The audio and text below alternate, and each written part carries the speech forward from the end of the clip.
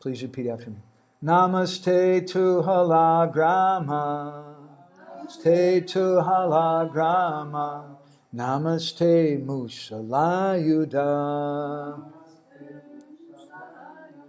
Namaste Revati Kanta. Namaste Bhaktavatsala. So he's praying Namaste to Halagrama. I offer my pranams to that person who holds a plow. Now, for those of you from America or Western countries, you may not think very much about that because we generally don't run into people on the street with a plow on their shoulder. Sometimes we see a tractor going down the street, but we don't see someone with a plow. Now, it's very interesting because even into this day in India, if you see someone with a plow, and I do sometimes see people with a plow, a hand plow, here in West Bengal or in Orissa, especially in the villages, it's kind of hard to describe, but it looks almost like an anchor, an old anchor on a boat.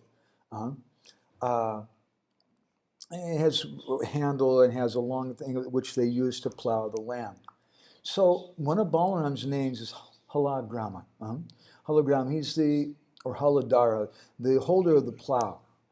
And it's described that when Jarasandha attacked Mathura, that Krishna and Balaram accepted the challenge, and they came out by themselves. Jiva Goswami speaks about this in his Gopal Champu. And when Jarasandha saw Balaram had no weapons. And he was dressed in a simple kind of way. And he had a plow on his shoulder. And Jarasandha started laughing at him. And he said something which I think is a common kind of derogatory comment that people make all over the world. He said, "Look, he's a farm boy. Isn't that cute?" And he started laughing. Oops, oh my gosh. I'm not muted. Can the devotees hear me? Lynn, can you hear me? Yes, we can hear Ronnie you. Taipu, can you hear me? Ooh. All the people somehow Yeah, not muted. it should be. You Everybody can hear needs to okay? be muted. Everybody needs to get muted, but somehow it got all turned around. I've seen Krishna has her mic open. Krishna Kun has an open mic. Yeah, it sounds like it. Krishna Kun. Somebody's got an open mic and it looks like Krishna Kun. Yes, Krishna's Kun microphone, it's unmuted. Yeah, now it's mute.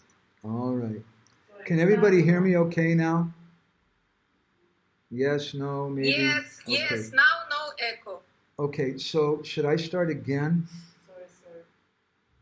Maybe not. Okay. Huh?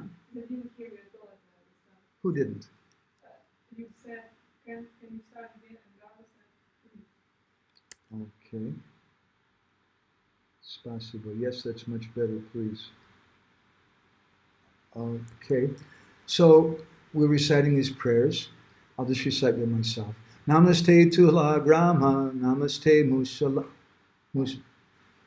Mushalayuda, Namaste Revati Kanta, Namaste Bhaktavatsala, Namaste Balinam Shrestha, Namaste Dharani Dhara, Pralambare, Namaste Tu, Trahimam Krishna Purvaja. So we're speaking about how one of Balaram's names is Haladar. He's the holder of the plow. And how when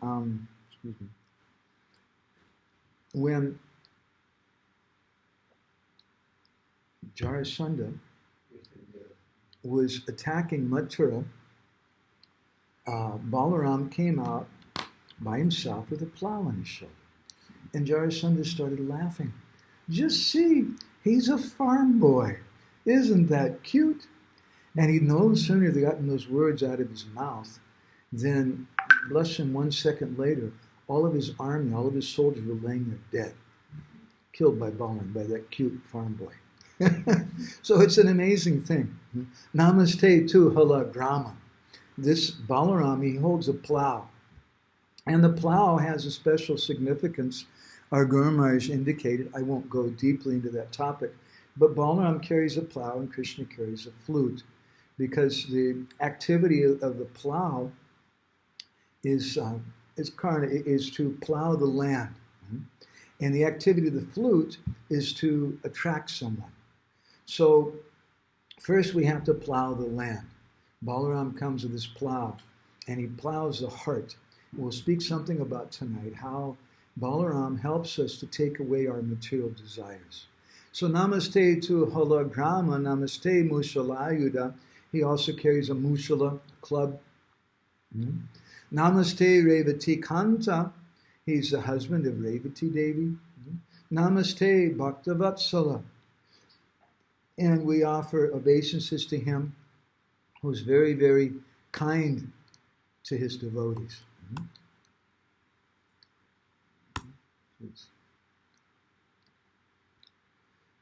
I'm just going to paste this in. And then Guru Maharaj went on with these prayers.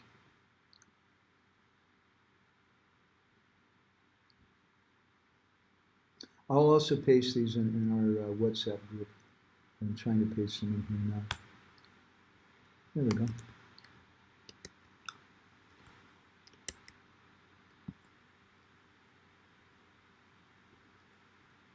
Namaste Balinam Shrestha. I'm offering obeisances to Balaram, who's Balinam Shrestha, who's the best of all powerful persons. Namaste Dharani Dhara. He's the Dharani means the earth, because she's Dharana, she's holding up everything. But Lord Balaram is Dharani Dhara. He's holding up the earth, and his form is Ananta Sesh. Pralamba namaste tu. I offer my obeisances to that enemy of Pralamba Sura. And for us tonight, this is a special name for Balaram, Pralambha. We want to meditate on his killing of Balaram, of Pralamba Sura, excuse me. Namaste, Pralambhare namaste tu Trahimam Krishna Purbaja. And he's praying, Trahimam Krishna Purbaja. O older brother of Krishna, please be merciful to me, please deliver me. So, Bhaktivinoda Thakur, in his Chaitanya Siksamrita and in his Krishna Samhita, he speaks about Balaram and Krishna, and he indicates that the demons that they vanquish represent different anarthas in the heart. And therefore, as we mentioned, Balaram is Haludar. He's a person who's carrying a plow, because he's Guru Tattva, he's Adi Guru. And he plows the heart, and he takes away all the inauspicious things from our heart. And although Balaram is a Supreme Personality of Godhead, his greatest happiness, his only happiness, is in serving and associating with Krishna. Jiva Goswami says a sweet thing, that after Balaram was born, he was a very unhappy baby. How is that personality, who's known as Ram, or the personification of bliss, and the giver of bliss, how is he unhappy? It's Jiva Goswami says there was a kind of dullness after the baby was born. He wasn't really very happy. He was a dull baby.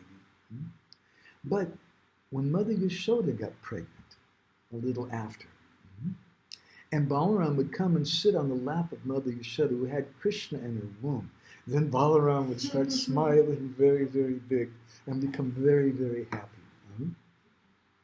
So, although he's a Supreme Personality of Godhead, Lord Balaram, he gets more pleasure from being a servant, and thereby teaching us that the supreme happiness is in being a servant. So I'd like to read you tonight, beginning with a few philosophical things for us to meditate upon. This morning we heard a very nice katha from Shamapriya Mataji about Balaram, and she was mentioning how on this day we pray to Balaram for spiritual strength. Bhaktivinoda Thakur speaks about this in his Chaitanya Sikshamrita, in the sixth wave, sixth chapter. He says in a section called Vraja Bhajanera Pratikula Tattva, or the truth, the science about how to do favorable bhajan to attain Braj, or favorable Braj bhajan. And he says there, I'm going to read the Bengali, I'm sorry. For those of you who don't appreciate foreign languages very much, my Guru Maharaj liked it very much. And there's a lot to it. It's a very, very deep, wonderful language, and that English translation is very one-dimensional. So please just fasten your safety belts and take a deep breath. He says, Nama bhajana kari sādhaka pratame. That in the beginning, someone who's a nam bhajan kori sadhak, who's a devotee, who's taking shelter of the holy name, the first thing is, Hari, he should call out the name of Krishna, Sambodhane Harya Nikate, Aharaha, E Pratikul Varjana Shakti Pratana Kori Ben. He should call out to the Lord and pray to him for the power to give up these unfavorable items. Now, we spoke something in some of our last Bhagavatam classes about Keshi, about Kaliya, and about the Yagya Brahmins of Vrindavan, and how they represent different obstacles on our way home to Vrindavan. So, in the beginning of that discussion, Bhaktivinoda says these words in a general way, and he goes on to say, Taha korite parile bhakta chitta shorita hoibe. If you do this, by doing this, calling out to the Lord and crying and praying to him for the power to give up these unfavorable things, then the devotee's heart becomes purified. And he says, Krishna Jai Shakal Ashura Ke Vada Koriyacham She Shakalera Chaitya Raje Utpata Dhura Kori Bhara Abhipraye Harera Nikata Shaidanye Krandana Koriya Bholile Hari Se Shakala Anartha Jike Dhura Korena. He says that all these different asuras, Krishna De Shakala Asura Ke Vada, all the demons that Krishna killed, are represented, he says, Koriyachan Se Shakalera Chaitya Raje Utpanadura. They're all represented by obstacles in the heart.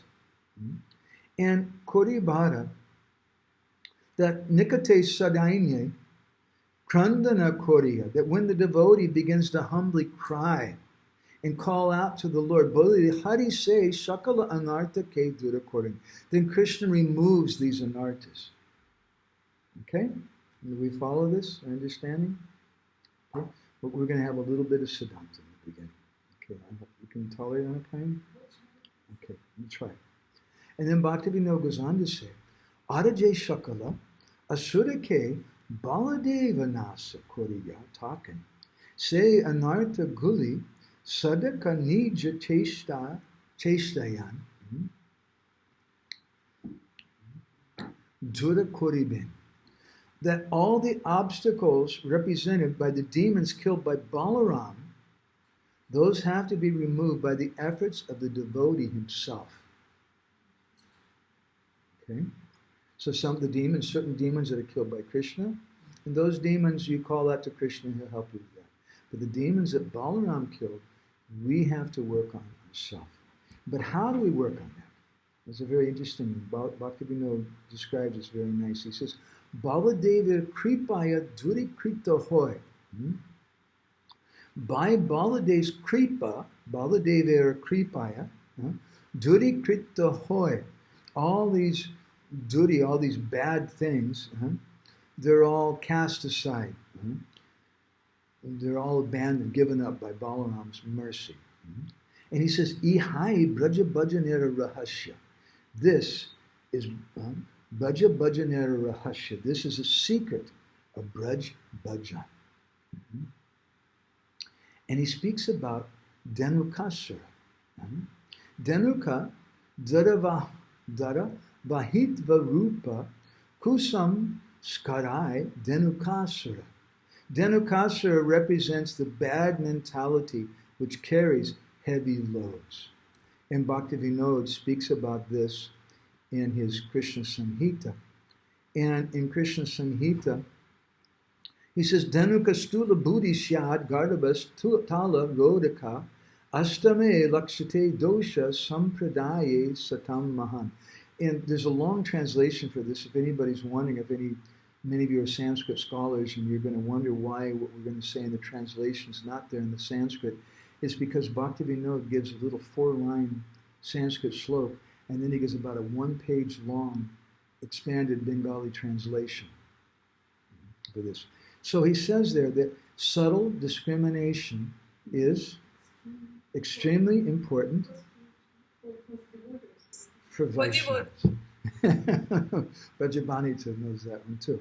Okay, we like this statement very much. Subtle discrimination is extremely important for Vaishnavas. Now, Dhenukasura is a donkey. Mm-hmm. He says those who invent social distinctions, they invent these social distinctions because they're not naturally there. Even the founders of America, they understood this principle, and they said in the Declaration of Independence, we hold these truths to be self-evident. Duh. This is an obvious thing, that all men are created equal. And I think they also meant women at that time too. That all men are created equal. I have a doubt. So people who, these social distinctions are something that we invent. And when we invent these social distinctions and we start preaching the unbreakable principles of Vaishnavism, while breaking them at the same time to suit our own needs, this is someone who has gross discrimination. We pick and choose the rules that we like. We preach about Vaishnavism, but then we break the principles just according to our own desire. He says gross discrimination takes the form of the donkey Dhanuka. This ass cannot eat the sweet palm tree fruits, and thus he opposes others who try to eat them. When he sees someone who can climb up the tree and get the fruits, Dhenukasura can't do that. And Bhaktivinoda says in other places that he represents someone who's attached to Varnashram Dharma, who becomes disturbed when they see some devotee climbing the tree and getting the fruits of bhakti. And what does Dhanuka do? Dhanuka is a very famous person. He's a great singer. Donkeys all think that they're great singers. And when it's confirmed, when we said that, you can hear in the background, maybe you can't hear online, but all the jackals have started howling. So Dhanuka, when he sees someone climbing in the tree and getting the fruits, he starts making a loud noise. What kind of sound does he make? Do you know, Anapayani? What? Hee-haw, hee-haw, hee-haw. You ever been around donkeys before? I don't think you have. They're very obnoxious. When they start making this loud noise, it's a very terrible thing. So Dhanuka starts making that kind of noise like that.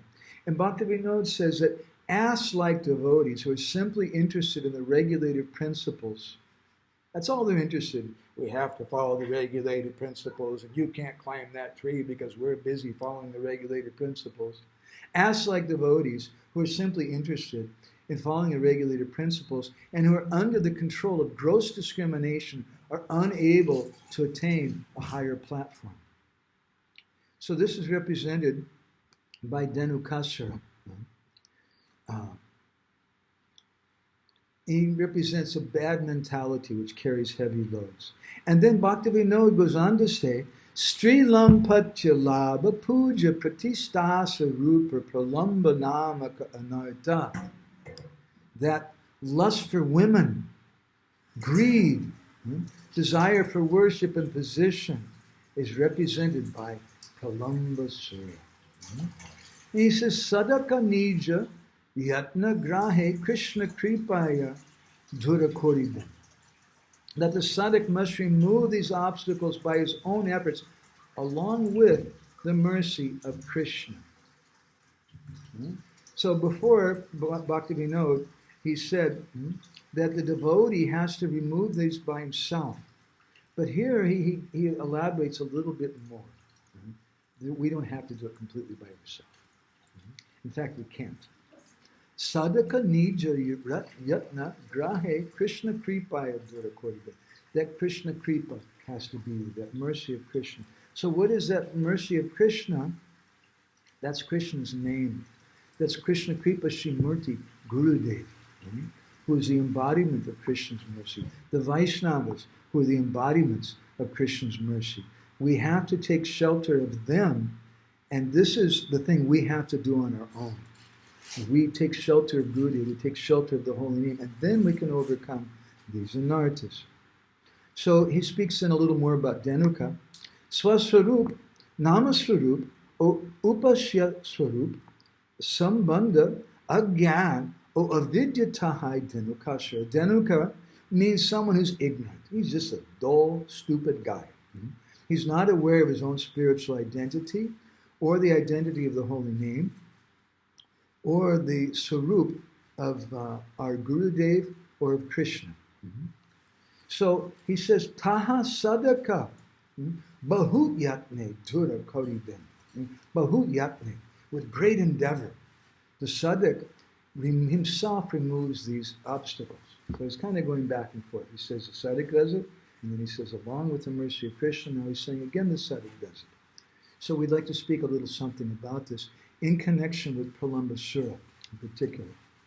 So Bhaktivinoda in Chaitanya Siksamrita, he indicates that Pralamba Sura represents 6 different nasty things which you really don't want in your life if you want to make advancement in spiritual life. He says, Striva Purusha Sangalam Patya, that having some lust for either man or for woman, that's the first thing that Pralamba Sura represents.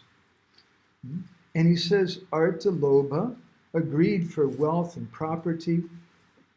Vishaya Cheshta, this is the third point, endeavoring for material enjoyment. The fourth point is Nijera Samanadi, or being intoxicated with oneself. Aren't I so great? I got over 500 likes on my last post on Facebook. I'm almost an incarnation. It means we're becoming intoxicated with ourselves. Nijera Samanadi. And increasing one's false prestige and pride. Abhiman Vriddhi. Then there's Sriya Puja Prapti, the desire to be worshipped. These people just don't understand my position and how great I am. Sriya Puja Prapti. The Pralamba Sura represents this desire. And finally, Pratishta Labha, the desire for position. And Bhaktivinoda says, Ihake nama bhajanera mahak chati kula janiya nijar yatna grahe dura koriben. Understanding these things to be detrimental to the progress in nam bhajan, one should make a great effort to remove them. And he says, Dainya sabala hoile avashya Krishna kripa hoy. This kind of synthesizes these 2 points. Is it by my own endeavor? Is it by my endeavor with Krishna? It's both. But how? Dainya sabala hoile. This strength comes in when someone has genuine humility, genuine dainya. Then Krishna gives his mercy at that time. Gurudev is a personification of Krishna's mercy. And when Gurudev and Vaishnavas see our genuine humility, then, as Jiva Goswami says in one place in Bhakti Sandarbha, the heart of that Vaishnava melts. And when the heart of that Vaishnava melts, that is Krishna's mercy. Bhaktivinoda goes on. Taha hoile baladeva bhavira vibhave uhara kshanake nashta hoy. Then, when we cry like this, when we exhibit our humility, Bhaktivinoda says then, hoile, that time, baladeva bhavira avirbha, Balaram appears. Gurudev appears. When we manifest that humility, and then he says, Uhara Shanakai Nashtahoy. All the obstacles can be destroyed in 1 second. by the blessings of Balaram. Let's turn a little bit for a moment to Bhaktivinoda Thakur's Harinam Chintamani, in chapter 12, where he explains how endeavor is required to get mercy. Yadda grahya avashyakata nishkapata nama grahanita avashyatake natuba aparadha. He says, Bhaktivinoda says, one must make a great effort. One must chant the holy name sincerely without the desire to cheat. Nishkapata nama grahani. We're chanting the holy name, nama grahani, nishkapata, without any desire to cheat. And avashyatake natuba aparad. One must not commit offenses. Yatna kodi kripa magi, vyakula antare, tumi kripa, moya kripa, koro an atapare. One must make this endeavor, yatna kodi, and anxiously beg in the heart. Vyakula antare. Magi means to beg. Magi vyakula antare. Crying and crying in the heart for mercy. Internally crying out. And then he says, Tumi kripa moya, my dear merciful Lord. With someone he's crying at, then kripa koro atapare. You'll definitely give your mercy to such a person. That's Krishna Kripa Srimati, Gurudev, or Balaram.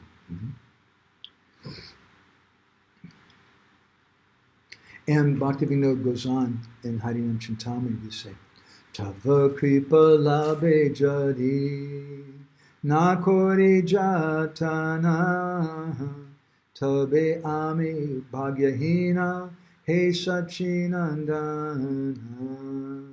Haridas Thakur is speaking to Chaitanya Mahaprabhu at Siddhabakur and Jagannath Puri. And he says that, my dear Lord, Labi Jadi na Kori Jatana. If I don't make an effort, Tava Kripa Labi, to get your mercy, then Tabi Ami Bhagyahina, then I'll remain unfortunate. If I don't make this endeavor, I have to endeavor.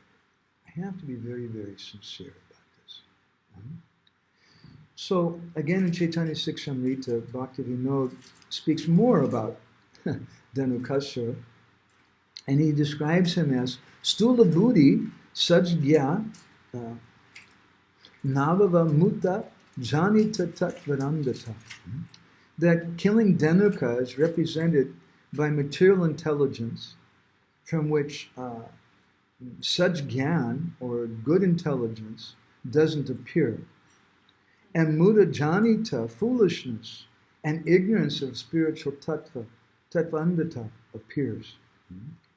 So again, Bhaktivinoda Thakur speaks about this in such a beautiful way, and he speaks more about Dhanukasura, but I want to go on to say something about Pralambasura. Pralambasura is described in a number of different literatures. I'd like to go to the Bhagavatam.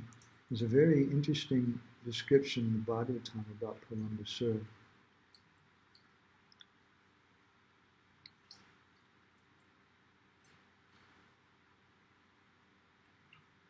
First, let me read something from Bhaktivinoda. He says in Krishna Samhita about Pralambasura, Pralambo jiva chodas tu, sudena surina hata, kamsena prerito dushta, prachano bodha rupadrik. Now, it's very significant, I find, the word bodha rupadrik. Len, you may find this interesting. Bodha there refers to Buddhism. He says that the rascal Pralamba, who stole away the reservoir of all the living entities. The reservoir of all living entities is Balaram. Because all the living entities, as we were hearing this morning, they enter into his body at the time of the Mahapralaya. And he represents this Prachana Buddha Rupa Drik, or this covered form of Buddhist philosophy we call Mayavad. He was sent by Kamsa, and he was killed by Baladev. So what does Pralamba mean? Lamba means to reach. Lamba also means to deceive. Pralamba means to overreach.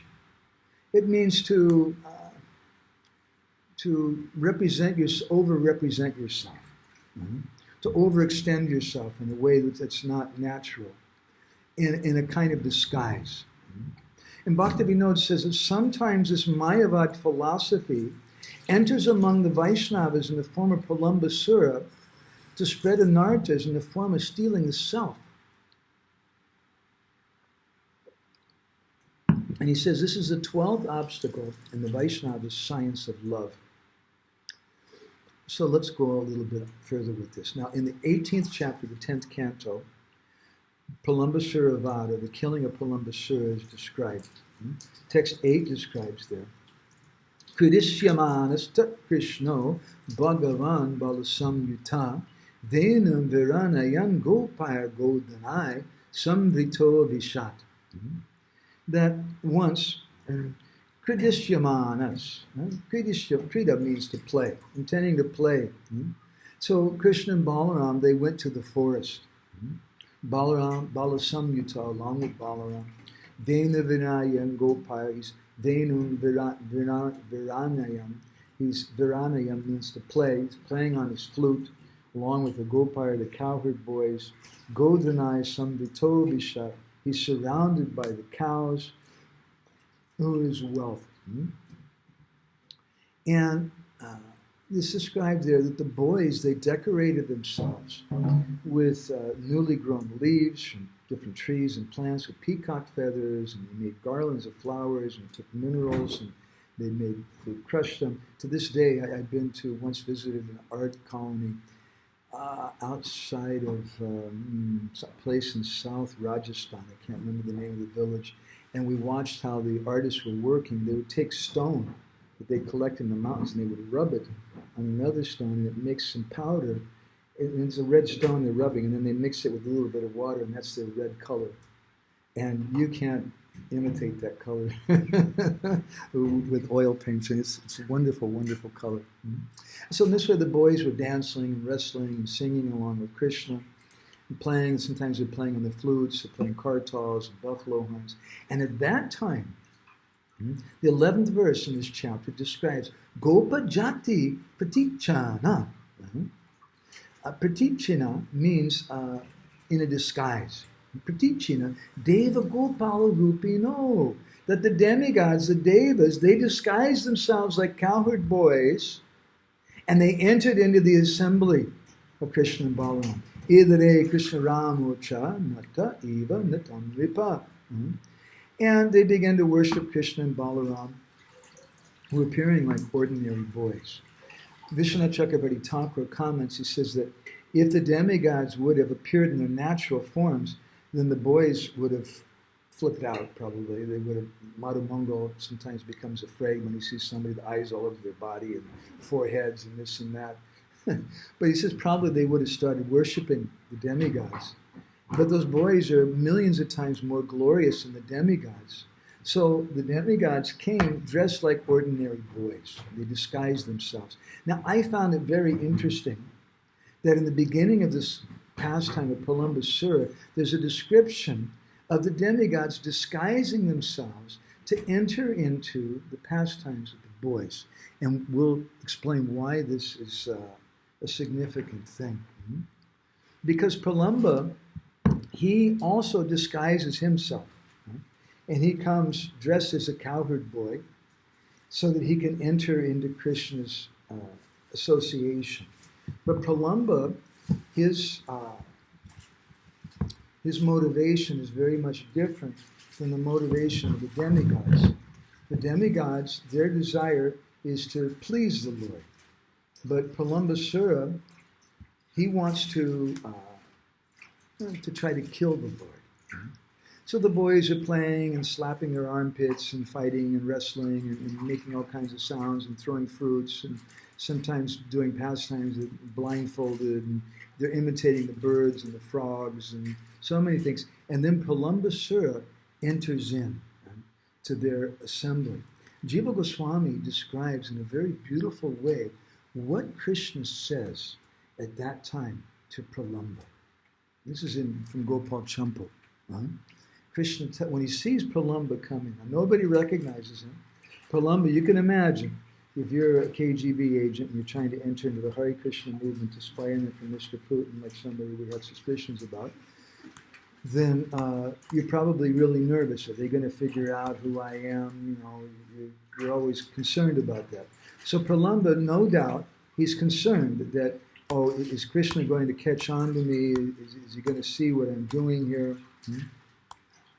So when he came in, Krishna immediately addressed him. Drisva cha tachchalam evacha swachchalayaralamba Bhadra katam vilambam alambatas. Krishna addressed him as Bhadra. And immediately all the boys, they didn't know who this new boy was. And when Krishna addressed him as Bhadra, Bhadra means, it's a way you address a friend. And Bhadra means some auspiciousness. When Krishna saw him, he went along with the disguise. And he said, Bhadra, why are you late? It's very good, now you're coming at the height of our fun. And so Krishna was laughing, and actually laughing at the calamity, the great disaster of someone disguising himself as a cowherd boy. So he gained Pralamba's confidence, and he made friends with him because, why? Because Krishna was a little annoyed with Balaram. You see, let me tell you a little story. That on one occasion, some of the cowherd boys, they were making fun of Krishna. And they said, Krishna, you're not actually the son of Mother Yashoda. And Krishna said, no, I'm what are you saying? No, how is it possible? Look at you, you're black. Why are you black? It's also said by Rupa Goswami that Mother Yashoda is black, but sometimes it's said that she's another color. And Krishna became confused, and then Balaram, he supported them. He said, yes, they're right. How is this? That you're black and Mother Yashoda is not? And later Krishna was crying and talking to Mother Yashoda and Nanda Maharaj about this. And then Krishna said, and Balaram, Dauji, he was supporting them. And Mother Yashoda, she said, Balaram, why were you doing that? And Balaram said, it's because of some enmity from our previous life. That's all that he said. For those of you who know Valmiki Ramayana a little well, you can understand what that means. Because in his previous life, Balaram had come as Lakshman. And life was good. He was Lord Ramachandra's brother, and he got to serve and do whatever he wanted. And then Lord Ram went and got married. And he brought his wife back, and that was okay. And Lakshman was very happy to serve Sita and Ram. But Sita became a little annoyed. And she finally went to her husband and said, look, I'm your wife. And I should do some service, but your brother is doing everything. He cleans the house. Sometimes he cooks. He answers the door. He takes care of the guests. He's doing everything. And Lord Ramachandra, like a good henpecked husband, he called for Lakshman and said, Lakshman, look, there's a problem now in household life. We have to, we're going to have to divide the services. And you can have all the services of state. When there's fighting to be done, we need you for that. And Sita will do all the work in the house. And Lakshman couldn't say anything. Then later, after, it's a long story, but for those of you who know the Ramayana, after Suparnika came and tried to kill Sita, and Lord Ramachandra had her nose and ears cut off by Lakshman. It's a very deep purport to that. It's another long discussion. And then later, Suparnika's brothers, Kar and Dushan, came with 10,000 Rakshasas. Lakshman was in ecstasy because it was really boring in the forest. I mean, all you're doing is picking flowers and some wild vegetables and picking up water from the river and collecting firewood and stuff like that. Now he's got a chance to fight. He was really in ecstasy. And then Lord Ramachandra turned to him and said, Lakshman, I want you to take Sita up to a cave and protect her. I'll take care of these demons by myself. Now Lakshman, he's a younger brother, so he can't say anything. Okay, right away. Yeah, I'm good. And he took Sita and he did like that, and he missed out on the fight. And then later on, he got to have some good fights. against Ravan and his family members and all the Rakshasas. And then Ravan was killed, and everything was very joyous, and Sita was going to come.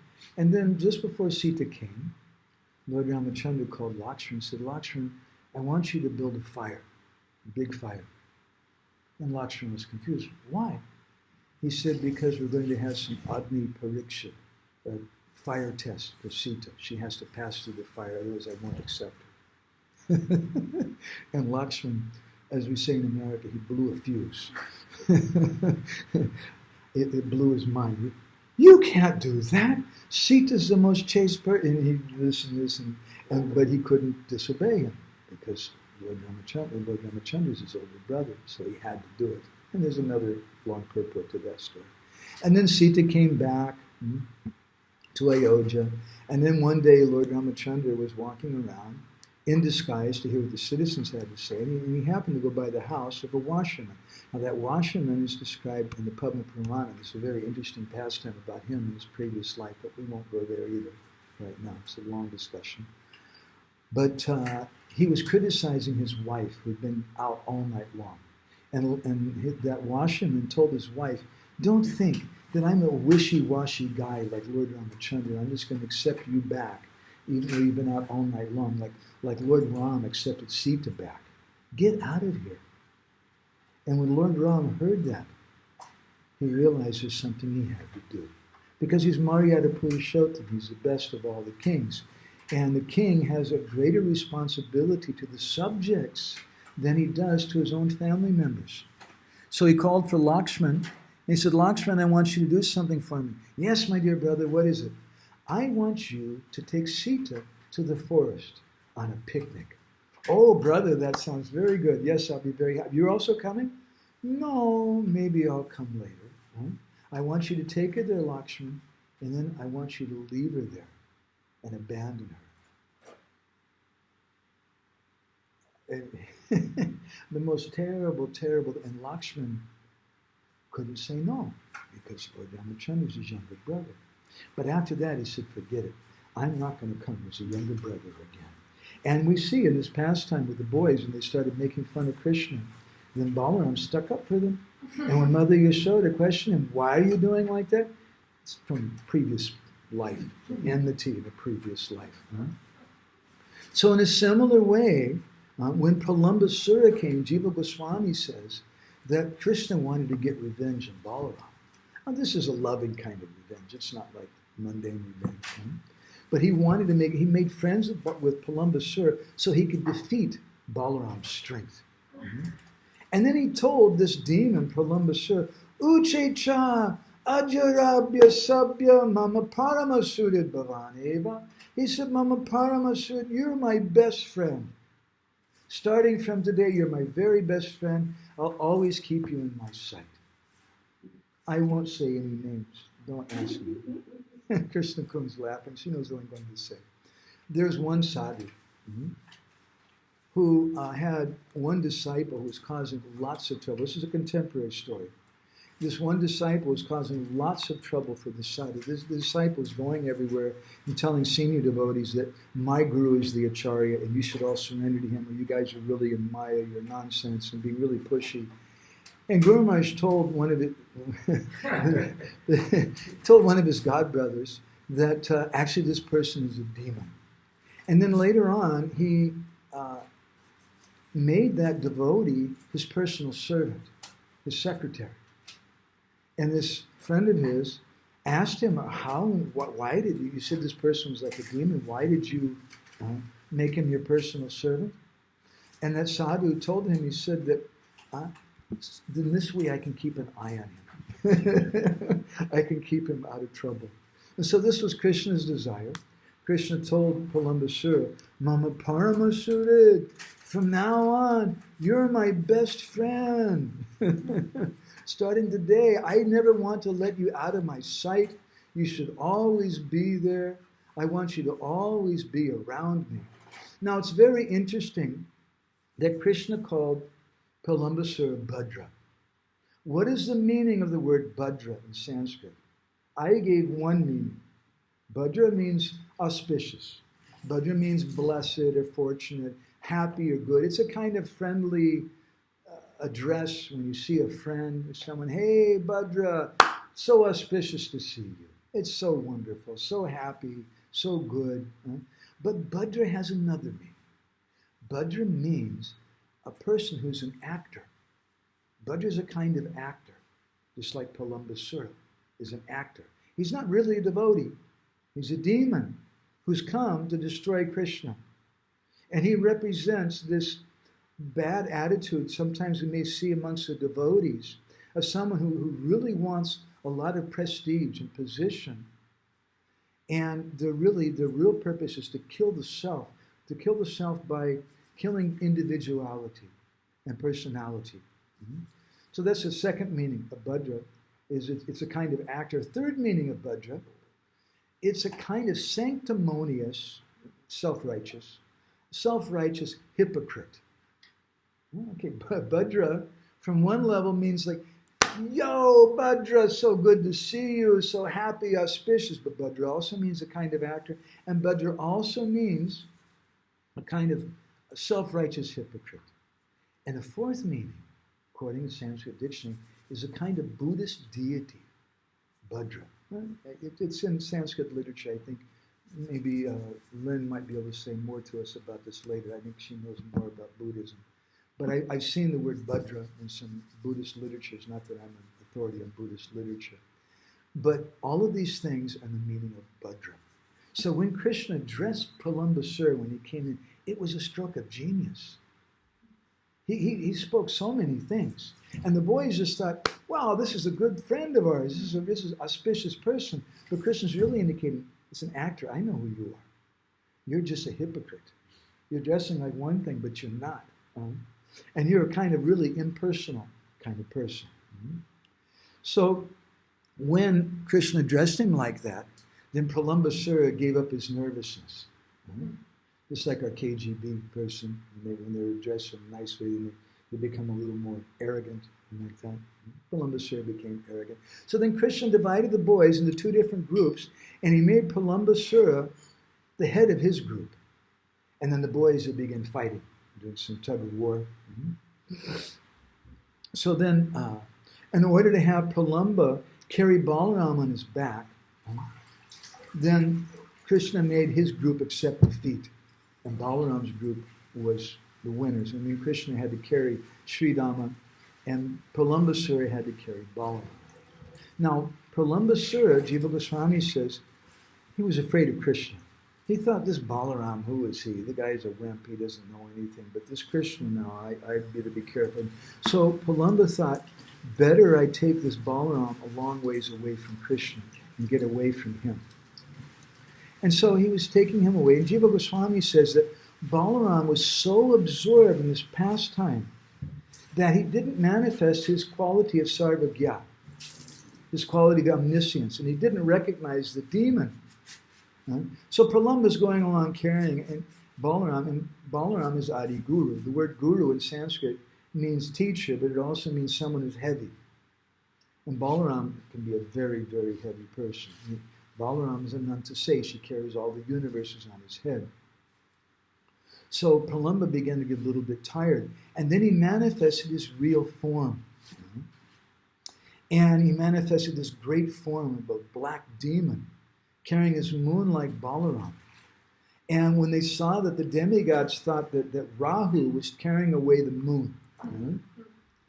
And then Balaram, Sanatana Goswami comments in Brihad Vaishnava Toshini, that Balaram became a little fearful. He thought, what is this? Because he was absorbed in acting like an ordinary man. He gets pleasure from that. He really believes he's an ordinary boy. And there's so much happiness in that. He's forgotten all about the work in the office of creating the universe and destroying things and answering people's prayers and all that kind of stuff. He's just one of the boys. And he's having a great time. So Balaram was acting like an ordinary person. To maintain this pastime, Sanatana Goswami says it appeared he acted like he was a little bit disturbed when Pralamba manifested this terrible demoniac form. And because Balaram was thinking to himself, Krishna addressed him as Bhadra. And he told him that Mama Sura, you're my best friend, and I always want to have you with me. What is going on? It's like something short-circuited in his brain. How can he be a demon that Krishna accepted him and he loved him so much? The Vishnu Purana describes that at that time, Krishna was looking over there, and Krishna kind of gave a wink. Balaram gave him a little sign, like this, and then Balaram understood. Oh, okay. Boom. And he hit Pralamba Sura with his fist. And then the demon gave up his body, and he went back to Lord Vishnu. And then Balaram and Krishna then embraced each other, and the demigods began to shower flowers, and they began to joke about Pralamba Sura. And the Bhagavatam, Gopal Champu at that time describes the words of the demigods. Vahaka sirasi praharanam atradishtam sada virito maryada tikranta pralamba bhavata tata tu nasmabi. They were teasing Pralamba Sura. They said that Krishna gave the order to hit you on the head. So we don't transgress respect like you. Maryada tikranta. We don't go beyond this Maryada, do this what's called Maryada, what is it? Bhagavatam. Anyway, we don't perform this offense of acting like something that we're not. And it's an interesting thing, because in the beginning of this chapter of the Bhagavatam, it's described that the demigods, they were disguising themselves as cowherd boys to enter amongst Krishna and Balaram's association. And then Pralamba did the same thing. And that's his fault. But the fault is not just dressing like a cowherd boy. The fault is not the way we dress. That's another big topic. But the fault is the motivation of someone. So this pastime is also about false upadis, or false designations. Balaram is Pradhan Gopa. He's the chief of the cowherd boys. And he's Guru Tattva. So in the same way that Balaram accepted Pralamba, thinking, oh, Krishna addressed him as Bhadra.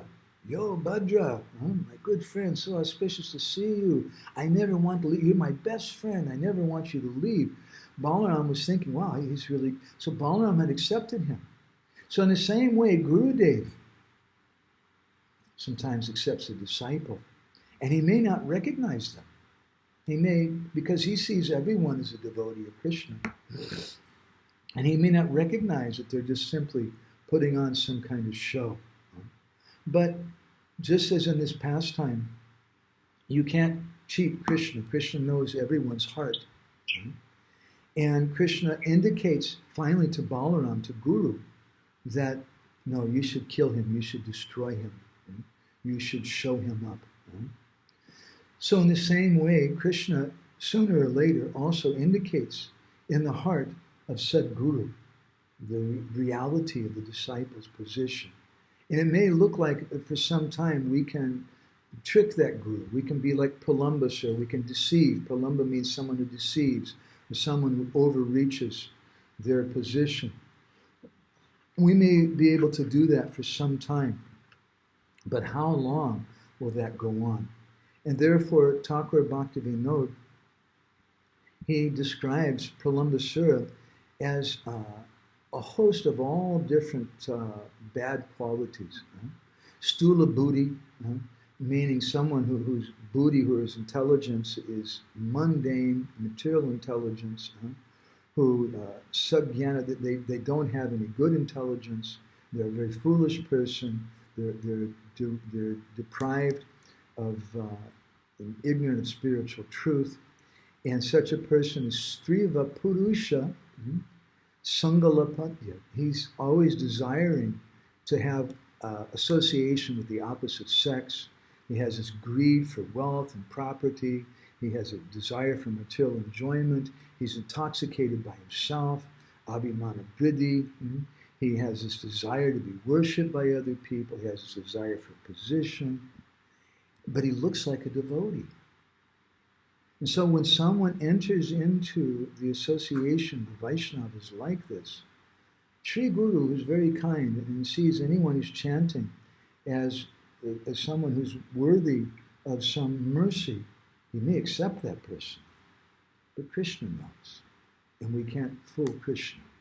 So if we find these qualities in our hearts, which I certainly find all these qualities in my heart, and this is why I like to speak about this pastime, then taha sādhaka bahu yatne dura koriben. We have to make a great endeavor to remove these obstacles. But how are these obstacles removed? Ihai braja bhajanera rahasya. This is a secret of Braj Bhajan. These obstacles are removed. Sadhaka nija yatna grahe Krishna kripaya dura koriben. By his own efforts along with the mercy of Krishna. Just as Srila Vishwanath Chakravarti Thakur is described in the pastime of Damodar Leela, Duyango, 2 fingers are required. 1 finger, 2 fingers, the rope was always too short, 2 fingers short that Mother Yashoda was trying to tie around Krishna's waist. Vishwanath indicates that 2 fingers short indicates, 2 fingers short indicates, 1, that our own personal endeavor has to be there. And the second is the mercy of the Lord has to be there. But the mercy of the Lord comes when he sees our endeavor, when he sees our sincerity.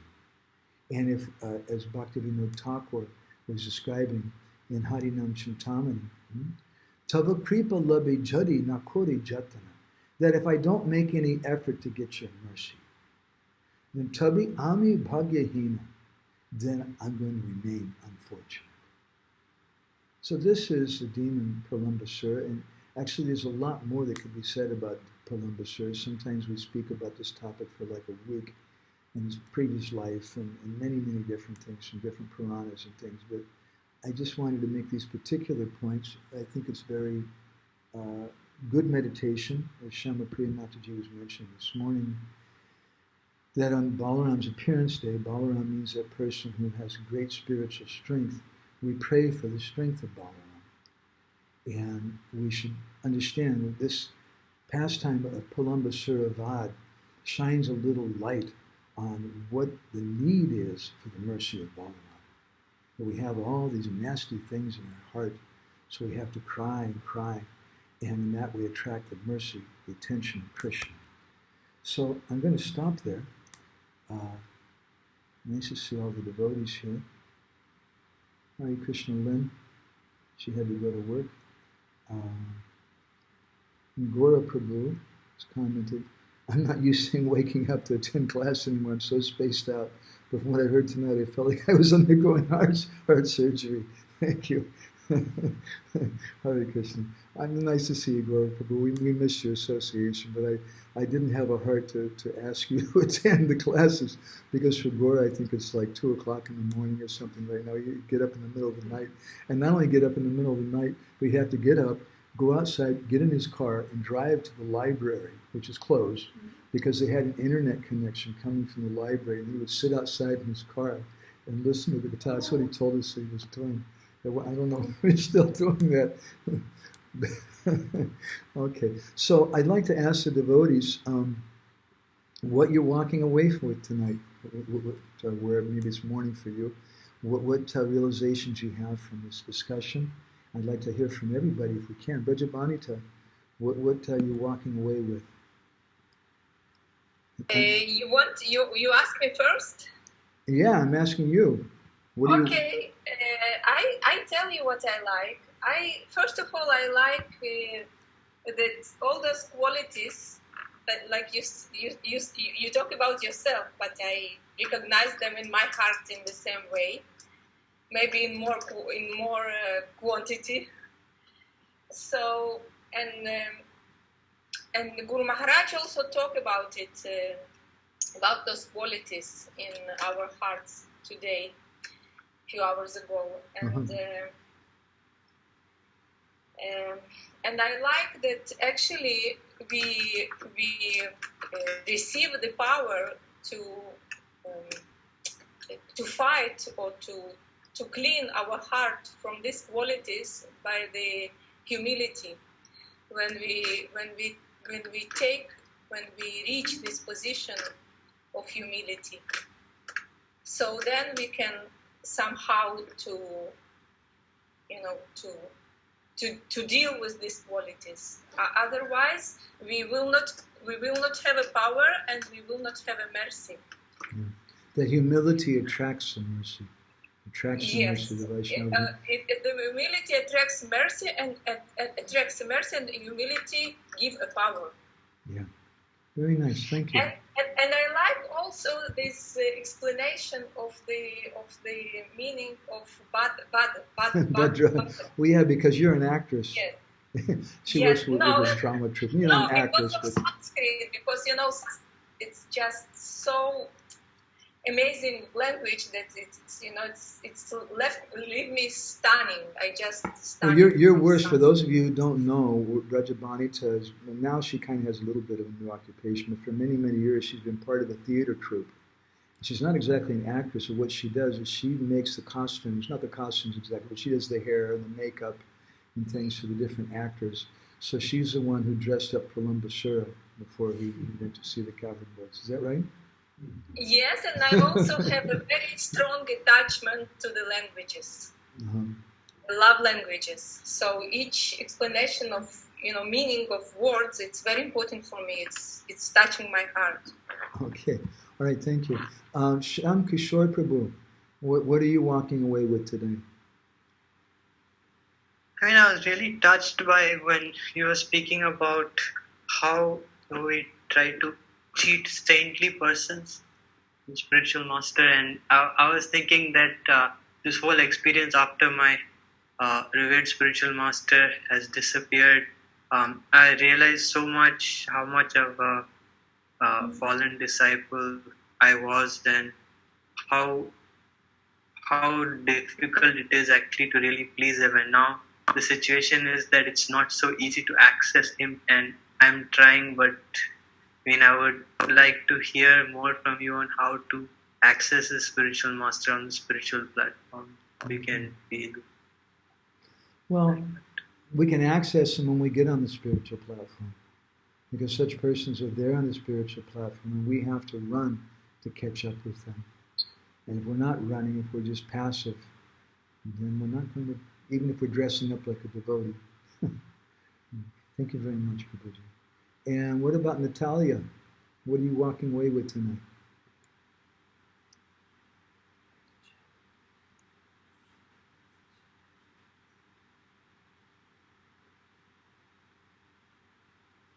Hare Krishna. Hare Krishna, Natalia.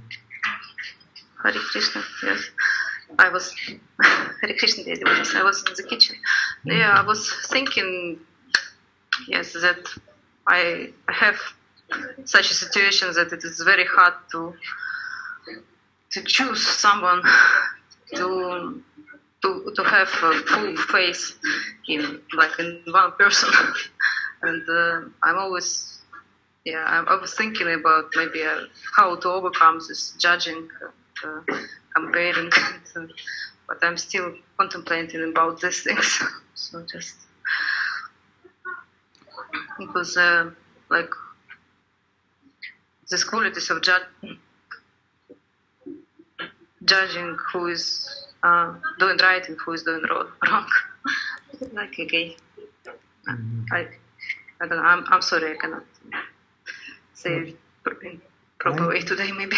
Okay. I appreciate your point. It was reminding me of something that we were speaking about last night. What was it? And our discussion on the 7th canto of the Bhagavatam. Was it last night or the night before? Evam janam nipatitam prabhavahi krupe. That sometimes people, they say that well, it's very, very difficult to find a bona fide guru. But the saying goes that Guru mili laki sishya miliyak.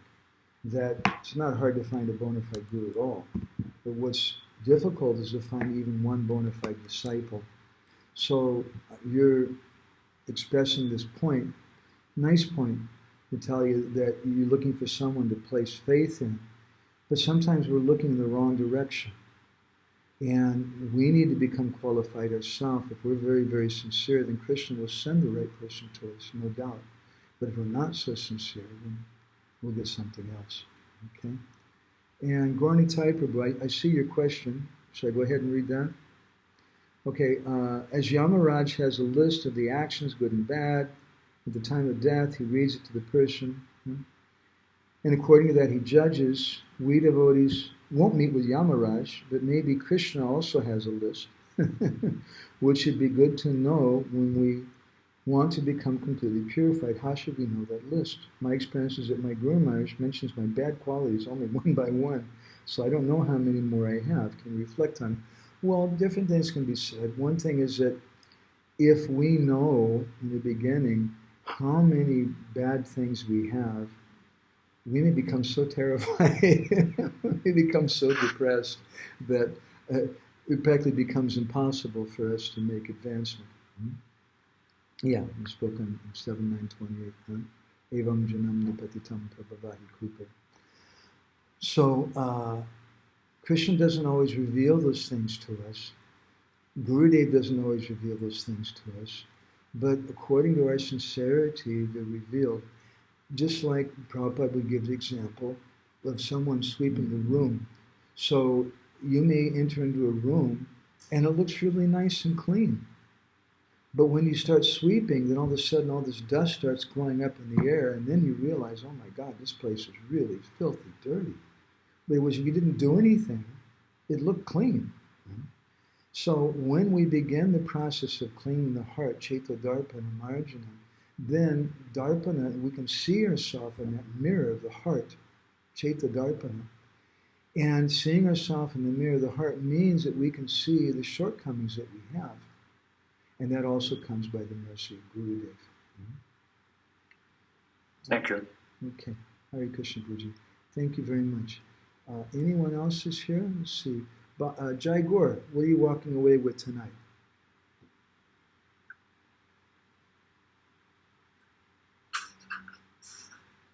Can you hear me? Yeah. Okay. It was making me think about, sometimes I think how much do you let the process of Krishna consciousness just kind of take care of unwanted qualities, and how much do you actually have to focus on them to get rid of them? And so it seemed to me like the answer was a little bit of both. I don't know. Yeah, nice realization. Thank you. Vana Bihani, sir? What are you walking away with tonight? Nice to see you, Vana Bihani. I guess the point that really stood out to me was something similar that Vraja said, but that when someone has genuine humility, that's when strength comes. But also the point that that genuine humility melts the heart of the Vaishnava, and that's the mercy of Krishna. So just remembering what that mercy of Krishna is was really that's your Guru Maharaj, and we come in contact with him. We really come close to his heart when we develop that humility. Thank you. So now we'd like to hear from another notorious person from Ypsilanti. How about Bhakta Reed? What are you walking away with tonight, Prabhuji? I would say the point you made where in order to get rid of these bad qualities in the heart, we have to almost like have that correct sincerity in the right approach to taking care of it ourselves. In doing that, Krishna will help us by giving us a little bit of mercy. This is a saying that God helps those who help themselves. So I thought that was a really nice point. I'll definitely be taking that. It was a nice reminder. So, nice. You're okay now? You're back in Ypsilanti? You must miss being in... and Ypsi, and also the farm project they just started last year, Vrindavan, which is about 30 miles southeast. So I'm helping out there as well. You know, a week or two after you left, the police came around to our house. They were looking for someone who was stealing coconuts off the trees, you know. Oh, yeah. Well. Just teasing. We miss your association provision. Thank you. Yeah, I miss yours. Ujjwala Rasagya Mataji, I'm not sure. You there? You're not there. Yes, Prabhu. Okay. That was to you. I took some time off today, so okay. So I could heartily participate in the discussion. Thank you, Prabhu. That was wonderful. And I wanted to share this reflection, Prabhuji. हो गया? Yeah. Why merciful?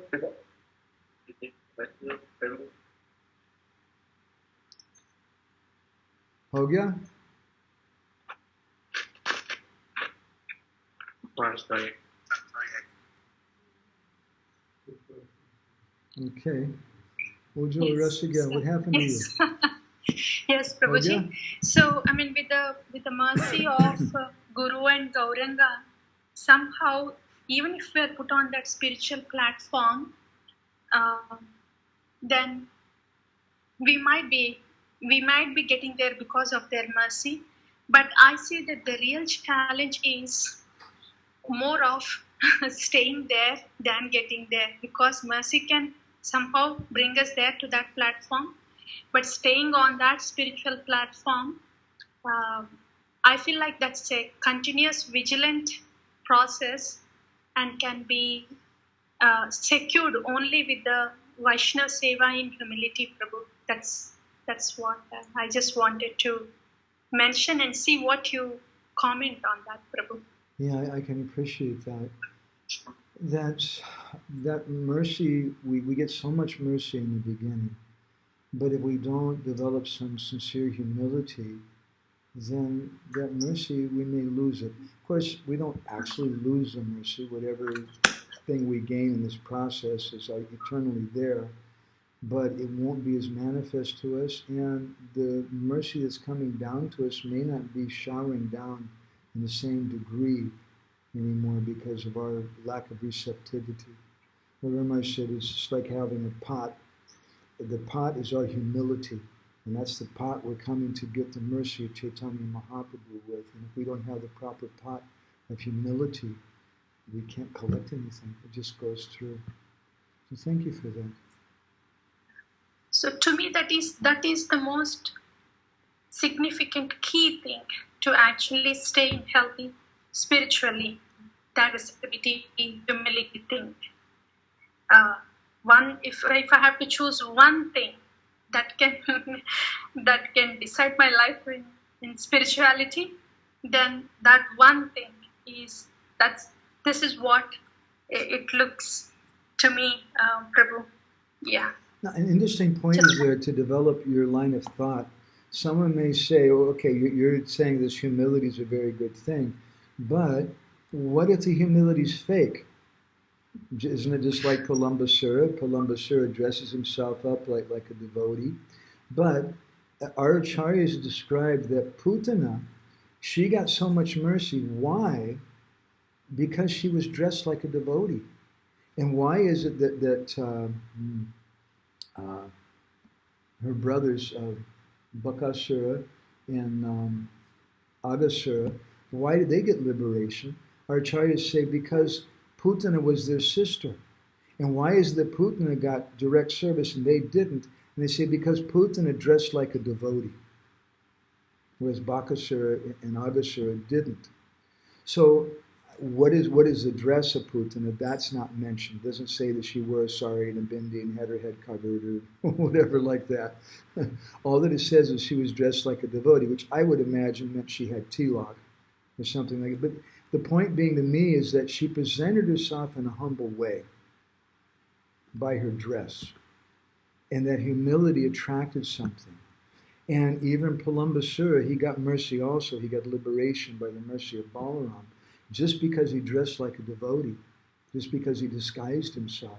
And that So that indicates something which Sanatana Goswami describes in Brihad Bhagavatamrita, that we cultivate humility. That someone may say, well, Prabhu, I'm not really humble, and I don't want to be like Pralamba Sir and just fake it. But humility is something we cultivate with our body, our mind, and our words. And we cultivate it with our grandmother, with the elderly persons, and we ask them with our words, are you okay? Is everything all right? We cultivate it in our mind. We think about them. We worry about them. We cultivate that humility with our body by helping them paint their house, or buying groceries for them, or helping them walk across the street, or whatever it may be. In this way, we cultivate humility, especially with the Vaishnavas, in these three ways, even if we're not actually really humble. But, and this is a beautiful thing in Vaishnava culture. I remember I've seen a number of times different children offering respect to their parents. I remember once being on the bank of the Ganga here in Mayapur, and there was a woman, and obviously her husband, that looked like their guru, was there. And before she went to take bath in the Ganga, she touched the feet of her husband, and then she touched the feet of her guru, and then she went into the Ganga. And it was very natural. And I thought to myself, well, someone may say she's not really humble, she's just doing like that. But you grew up in this culture, when we behave in a humble way with superiors, even maybe we're not really humble, but we're doing it, we get some ashirvad. We get some blessing from them. We please them when we humble ourselves before them, even though it may seem like just an exercise, or I'm just like a show that I'm putting on. So I appreciate your point. It makes me think of these things. Prabhu, last thing, Prabhu, this humility and Nam Ruchi.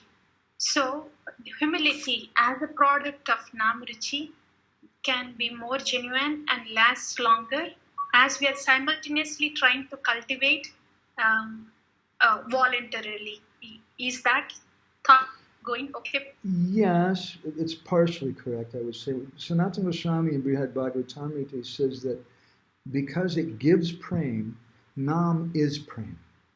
And he says that there's a connection between humility and prem.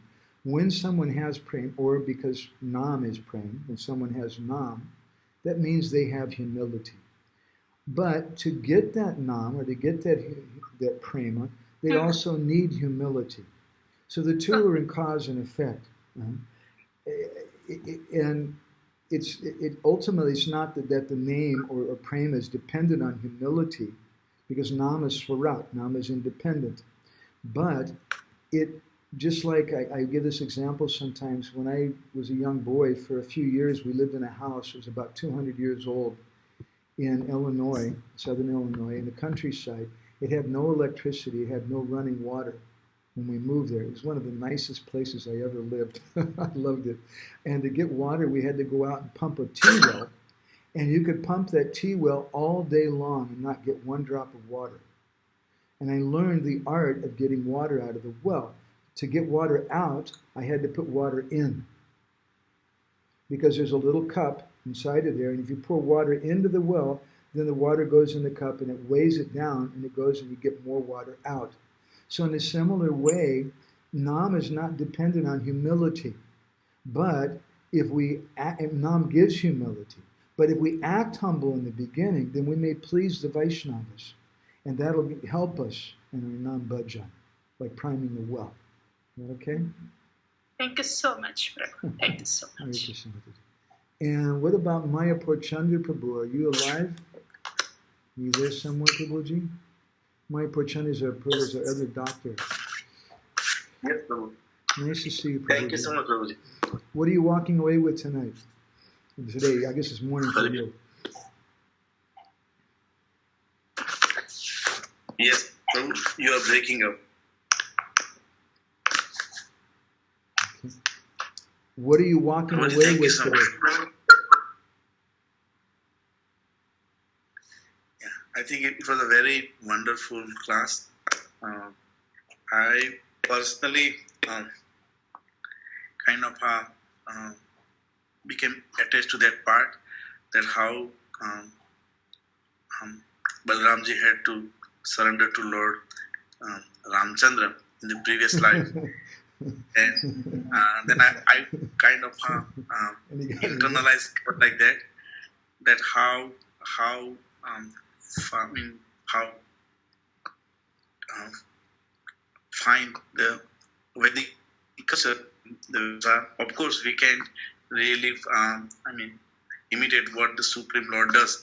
But then I kind of felt bad that somehow I would not follow what my father would want me to do. And I think I knew it better, so I will argue with him. So I remember those things. So I felt so bad that I was acting in that ignorance.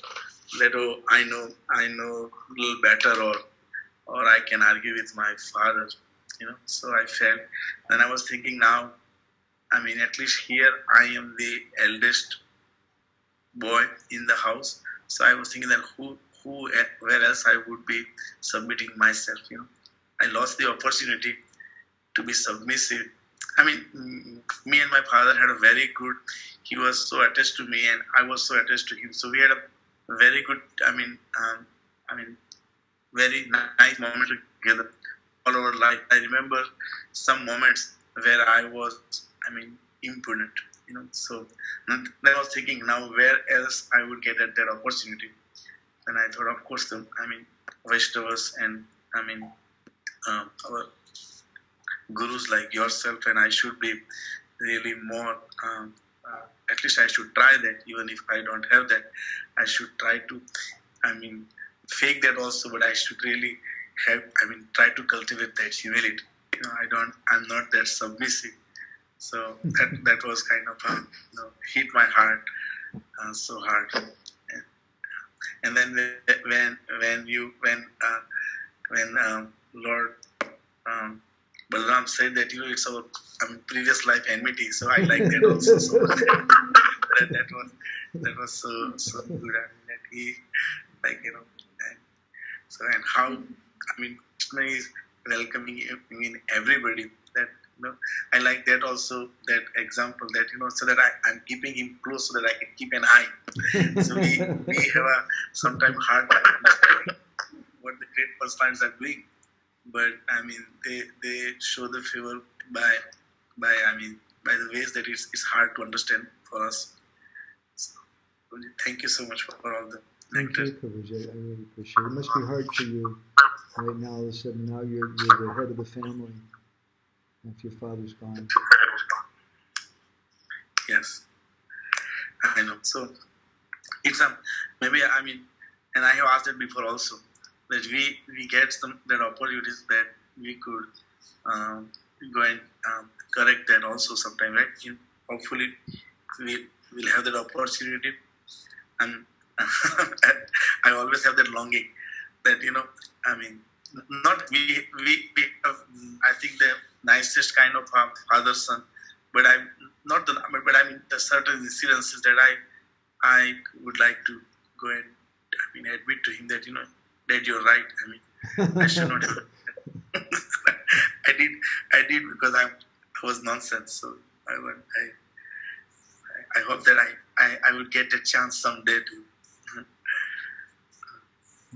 admit it. I'm glad I got a chance to meet your father in such a short time. I won't forget him. Thank you very much, Prabhuji. Gaura Prabhu wrote, when the heart melts, does that mean that my heart is melting, that the Vaishnava's heart is melting toward me, and thus Krishna's mercy is coming? My heart doesn't melt. My heart's like steel. It's like iron, it's like a stone. But the Vaishnava's heart melts. And when the Vaishnava's heart melts, that's the mercy of Krishna. Yes. So what about some of the devotees here on Anapayani? What are you going to walk away with tonight? You want to make some comments? You want to stand up close here? Just right here, okay? Mm-hmm. Speak real loud. Hi, Krishna.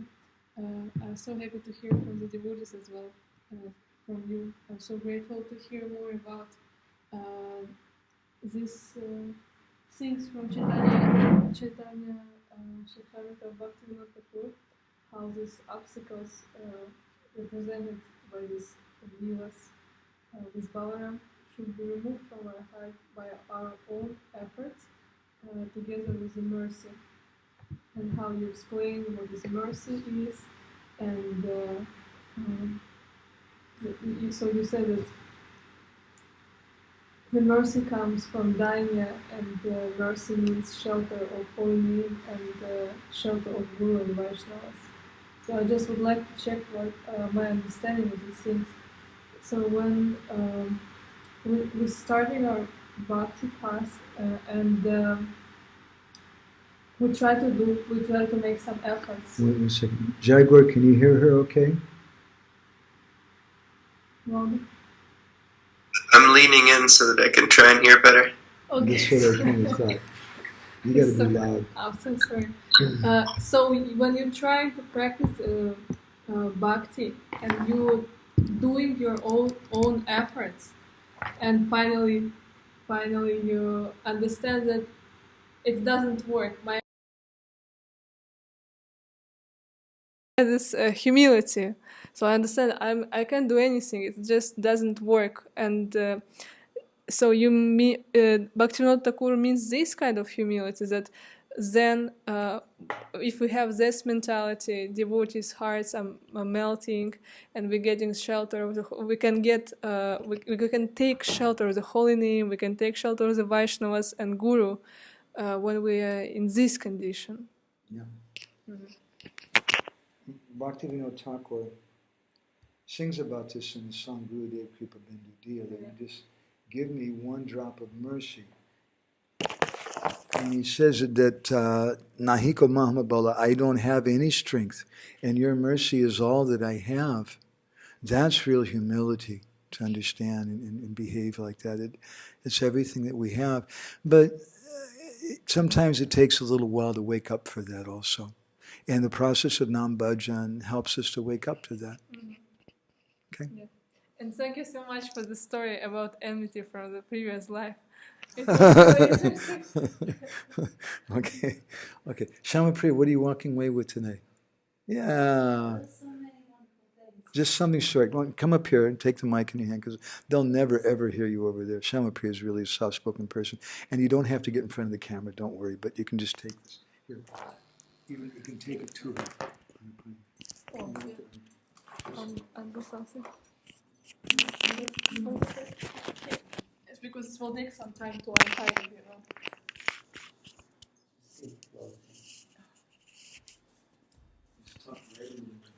Thank you, Prabhu. That was amazing. So many beautiful new things, fresh things. And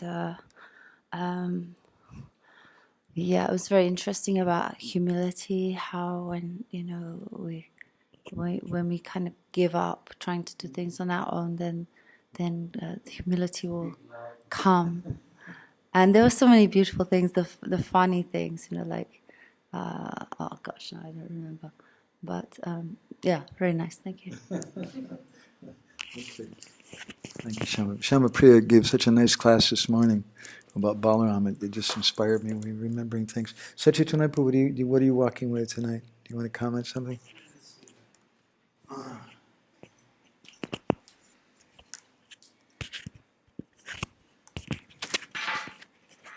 Thank you, Prabhu. I would like to understand a little bit better about, at the beginning of your presentation, you were mentioning something about that Srila Bhaktivinoda Thakur mentions that about rules and regulations. What did you say? Just say so I can. What did you say? He says that ass-like devotees, who are just like donkeys, all they're concerned with is the regulated principles. And how does he put it? Let's see. Ass-like devotees who are simply interested in the regulated principles and who are under the control of gross discrimination are unable to attain a higher platform. So, yes, so to reconcile, I was trying to see how, because the whole process of Krishna consciousness is to actually, to be able to gradually go higher and higher by rules and regulations. We are meant to follow rules and regulations. So at what point can actually become, like not good. So that's a question. So there are so many rules and regulations. We should be nice to our girlfriend. You should be a good person and don't dump her. And don't leave your pet dog. You should be respectful to your parents. But if that girlfriend and if that dog or if your family is an impediment for you to practice Krishna consciousness, then you have to give that up. But if you say, no, I have to be a good guy and I can't leave her, it's going to break her heart, and I just have to stay with her, but she's a complete nonsense and she's not interested in bhakti whatsoever, then you're not going to make advancement. Therefore, Bhaktivinoda repeatedly in both Chaitanya Siksamrita, especially in Chaitanya Siksamrita, but also in Jaiva Dharma and in Krishna Samhita, he repeatedly emphasizes that our advancement is like going up a ladder, and when you go up a ladder, going up means you have to give up the previous level. And if you don't give up that previous level, you can't go up. But what happens sometimes, we're attached to that previous level and we don't keep going up. So this is what it means here. Okay? All right, thank you very much. But I think it's so nice you're taking part. Krishna Kun, do you have any reflections tonight? Share with us what you're walking away with.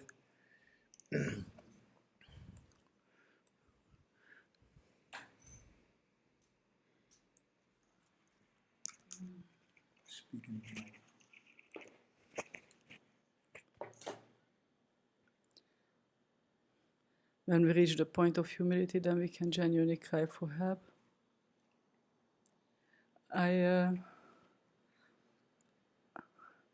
It's hard for me to hear this topic. I love this topic because I really like these different definitions of Bhadra. But it's always such a heart-churning thing for me. I always feel that what you spoke about, how good they may accept us, but Krishna knows what is there.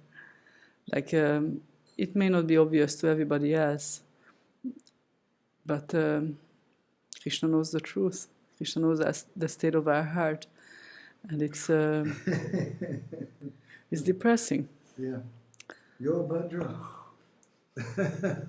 And it's actually, I kind of find it very sobering and an impetus to try to go deeper and try to beg. Yeah. Thank you for such a nice comment. One thing I should say too is that I'm speaking these things because this is what I need to hear from myself, because I see all these faults in myself. But we should also understand that many times Gurudev is like Krishna, and when he sees Pralambha entering the assembly of Vaishnavas, he says, "Yo, Bhadra, so auspicious to see you, so good. I want to keep you with me always. You're my best friend."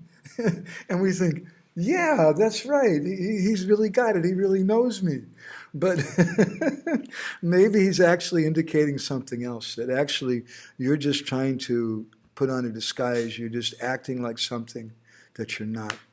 Okay, I want to stop there. We've gone way over our time, and I realize some of the devotees have to go to work and whatever like that. Maya Prachanda Prabhu just commented, Prabhuji, in the beginning you mentioned about pastimes of Lord Balaram with Duryodhana. Please narrate it sometime. Yeah, I would like that. I wrote an article about that. Maybe I could post that article or something in. And Brajabani says, I love this point that Guru can keep Bhadra next to him. Yeah, well, that's me. Gurudev said, Yo, Bhadra, Madhavananda. Okay, thank you all very much, dear devotees. Srila Prabhupada ki jai. Shri Balaram ji ki. Shri Balaram Avirbhav Mahamahotsavatiti ki. Gaur Premanandi Hari Hari Bo. Vanchakalpatarubhishcha. Kripa Sindhu Bhyevacha. Patitanam. Pavanebhyo Vaishnavebhyo Namo Namaha. Nandakori Vaishnava Vrinda ki jai. So sorry we went so late. That was a real late session. Started a little late too. So many devotees were nourished.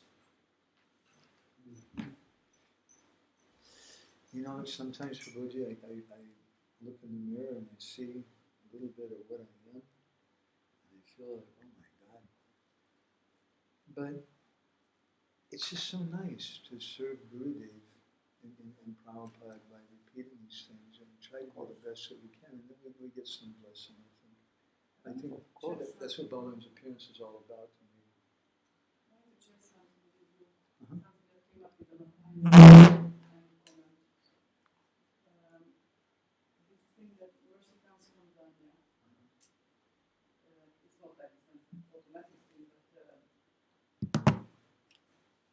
Then we have Danya.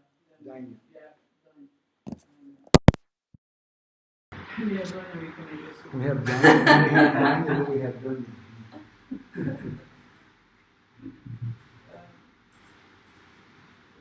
Then we have humility, then we are able to attract mercy. And that mercy is shed of the holy name and Guru and Vaishnava. Does this also come from the Bhakti Thakur, or this is... What's Bhakti Well, it was Bhakti Thakur mixed with some Goswami. Thank you for bringing power down. This is very expressive. It's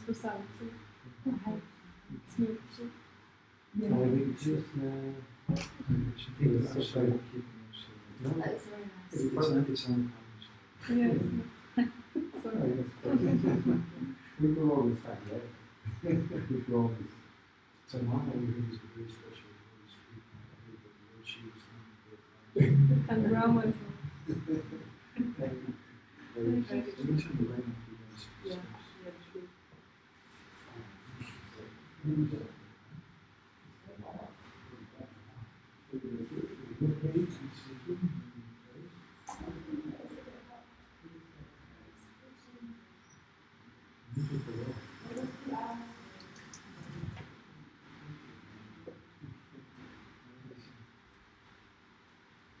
Mucho color. Very hot. Seems very hot. Very hot.